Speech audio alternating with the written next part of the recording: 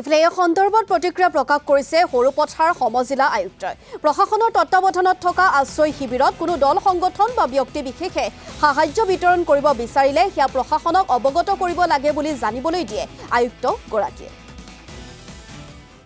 আপোনালোকে জানে যে আমাৰ ৰিলিফ কেম্পত যিখিনি আমাৰ ইনমেটছ থাকে তেওঁলোকৰ অভাৰঅল স্বাস্থ্য আৰু সুৰক্ষাৰ দায়িত্ব আমাৰ প্ৰশাসনৰে থাকে।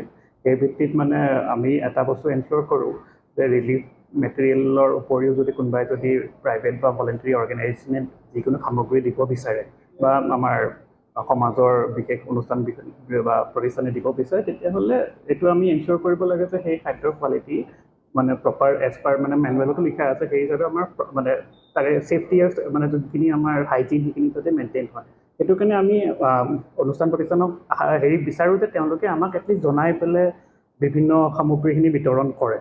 সেইটোৱে আমাৰ উদ্দেশ্য। কাৰণ আপোনালোকে জানে সৰু পথাৰত যোৱা বছৰটো ধৰি অলমষ্ট 3টামান ফুড পয়জনিঙৰ কেছেই হৈছে।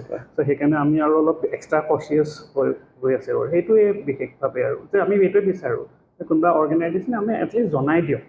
জনাই দিলে তেতিয়াহ'লে আমাৰ সুবিধা হয় যে আমাৰ আইটেমছখিনি কি দিছে কি দিয়া নাই।